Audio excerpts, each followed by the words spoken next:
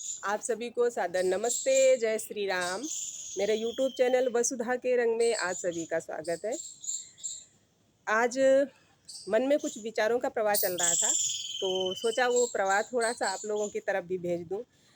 और इस प्रवाह से पहले एक और प्रवाह चल रहा है जमुना जी में, दिल्ली, आगरा, मथुरा में, जिससे लोग काफ़ी परेशान हैं। जमुना जी के किनारे रहने वाले लोगों का जो जीवन है काफ़ी अस्त व्यस्त हुआ है।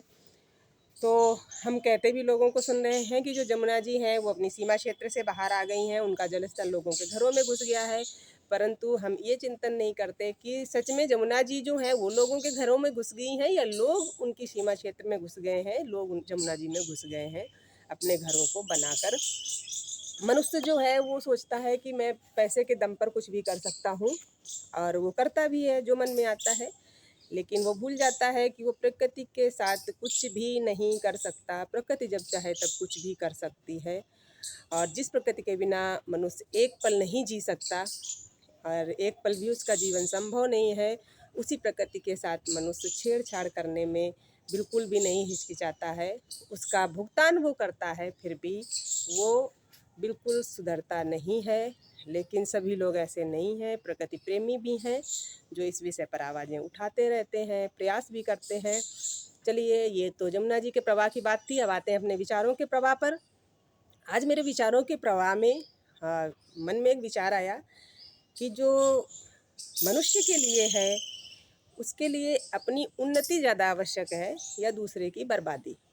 तो बहुत लोगों के लिए तो दूसरे की बर्बादी ज़्यादा आवश्यक होती है, क्योंकि उन्हें दूसरों के सुख से प्रॉब्लम है, उन्हें दूसरों की शांति से प्रॉब्लम है, उन्हें दूसरों की तरक्की से प्रॉब्लम है।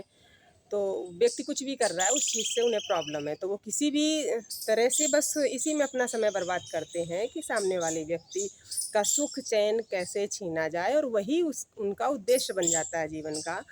लेकिन कुछ लोग ऐसे लोगों के पीछे पड़ जाते हैं कि चलो उसने मुझे बर्बाद किया और मैं भी उसे बर्बाद किए बिना चैन से नहीं बैठूंगा। तो मेरे ख्याल से ये कोई समझदारी का विषय नहीं है। पहली बात तो हमें कोई क्या बर्बाद करेगा, ठीक है, हमारे लिए व्यवधान उत्पन्न कर सकता है, लेकिन हमें अपने प्रयास नहीं छोड़ने चाहिए। और यदि कोई निकृष्ट व्यक्ति परेशानियां उत्पन्न करता है तो हमें उन परेशानियों से लड़ना है, उन परेशानियों का सामना करना है, कायर नहीं बनना है। लेकिन हमारे जीवन का उद्देश्य सिर्फ उसी को बर्बाद करना, सिर्फ उसी से लड़ना, सिर्फ उसी को टक्कर देना, यही कभी नहीं होना चाहिए। हमारे जीवन का उद्देश्य अपनी उन्नति होनी चाहिए, और उस उन्नति में जो बाधाएं आ रही हैं, जो बाधाएं किसी के तरफ से उत्पन्न की जा रही हैं, उनसे हमें लड़ना भी आवश्यक है। लेकिन वो जीवन का हिस्सा है, और ये भी मनुष्य का के जीवन का हिस्सा है कि वो लगातार अपनी उन्नति करे, आत्मोन्नति करे, शारीरिक उन्नति करे, सामाजिक उन्नति करे, बौद्धिक उन्नति करे। उन्नति करने के लिए मनुष्य पैदा हुआ है, इसीलिए ईश्वर ने मनुष्य को विवेक और बुद्धि दी है।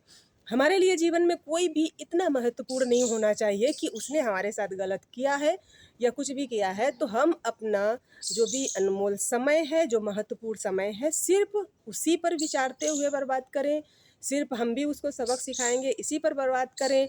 हमारा समय जो है जो वो उससे ज़्यादा महत्वपूर्ण है। हमें हमारी जो उन्नति है वो इस बात से ज़्यादा महत्वपूर्ण होना चाहिए।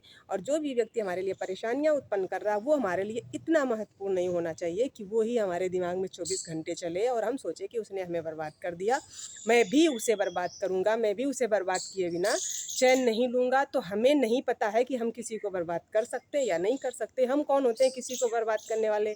हमें तो अपने जीवन का नहीं पता होता, कल का नहीं पता होता है।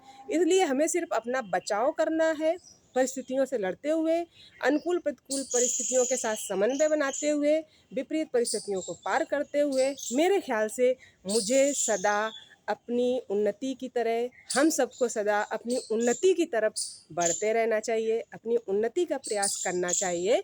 और जो बाधाएं आ रही हैं वो तो जीवन का हिस्सा है, ये कोई नई बात नहीं है। हर किसी की अपनी एक कहानी होती है।